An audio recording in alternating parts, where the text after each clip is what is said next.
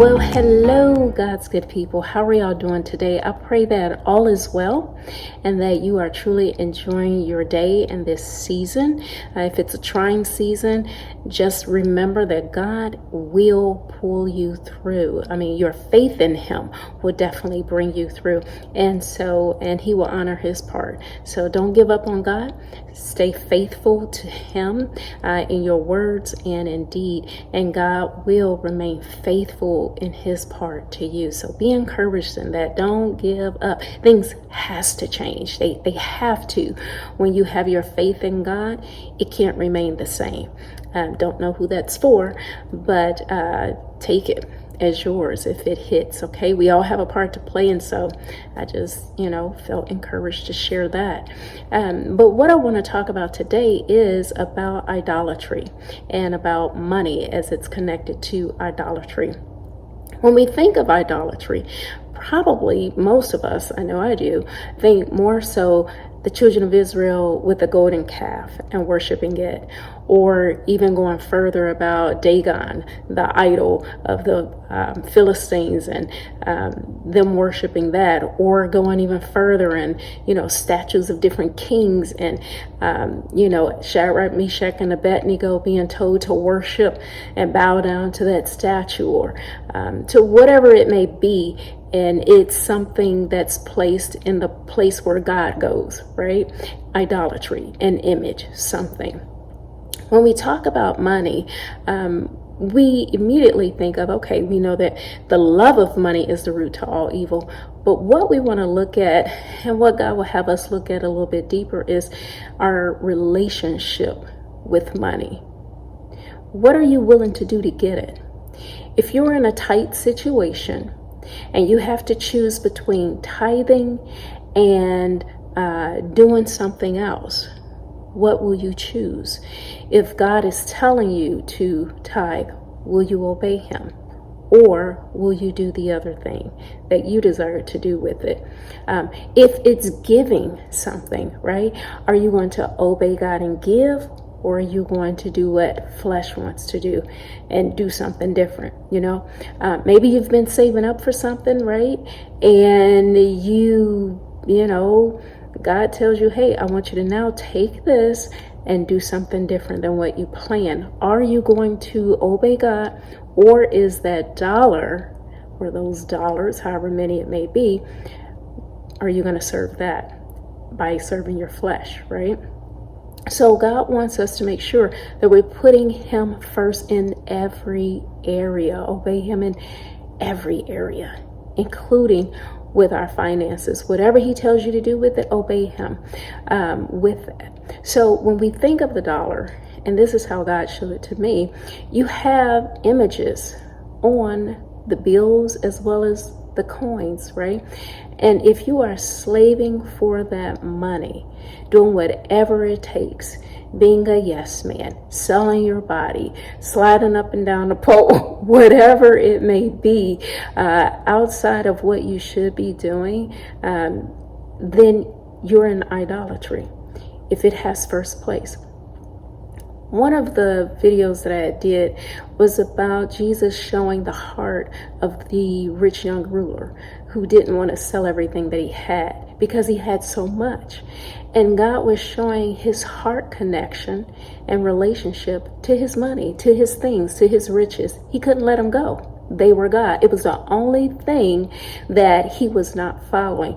He had already told Jesus, I've been doing this since my youth. I've been following the letter since my youth. I've been doing all this. And Jesus said, yeah, sell everything you have and follow me. He wouldn't do it. So if God tells you to let things go, will you do it?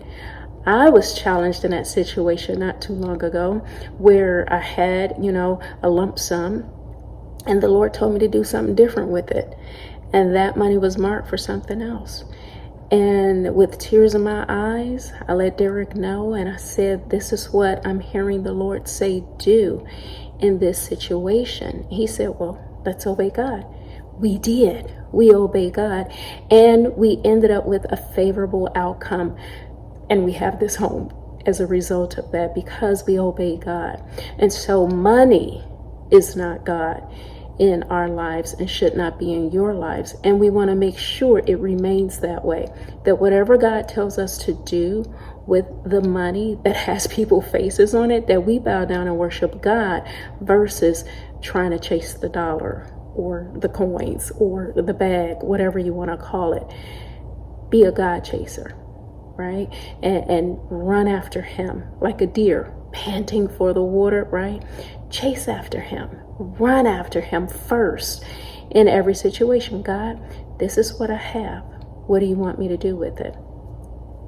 On a side note, the mentality of some people, as God, kind of showed and revealed it to me, is in order to be a missionary, you have to sell off everything, right? Because that's what Jesus told the rich young ruler that we talked about a moments ago to do. Sell off everything and follow me. But that's not what Jesus was saying. He was really saying, let go of your relationship with your things and take on the relationship with me first, and I'll provide everything else. Seek me first, and I'll provide everything you need. You don't have to ask me for any of these things that you need, because that's what the heathens do. The other day, on that note, I had a conversation with my son Simeon, and I was asking him to, let go of some things, and just kind of talking with him, right? And he didn't want to do it. And so I was like, okay, Sam, you just gotta let it go. Just trust it's gonna be all right. And I was also sharing with him, not everybody has what you have. There are certain things at your age that you have that most people do not, and you've been blessed to have it. And many of us can probably say that on some things in our lives as well. And so I had to help him understand that. And then he was asking for things that I already knew what he wanted. And I said, you don't have to ask me for that.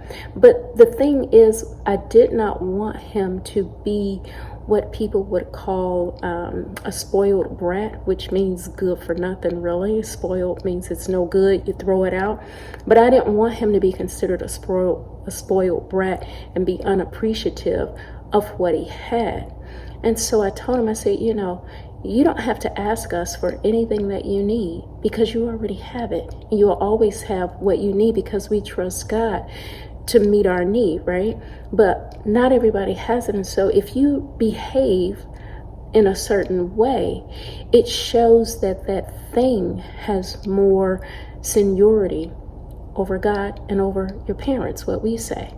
And we can take those things away. I said, but at the same time, we will give you what you need. You don't even have to ask for it. You don't have to ask us for food.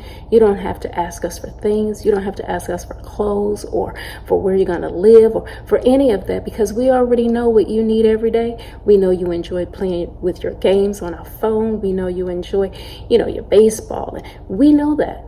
And so we're going to make sure that at the right time that you have what you need, and that you're responsible enough to handle it too.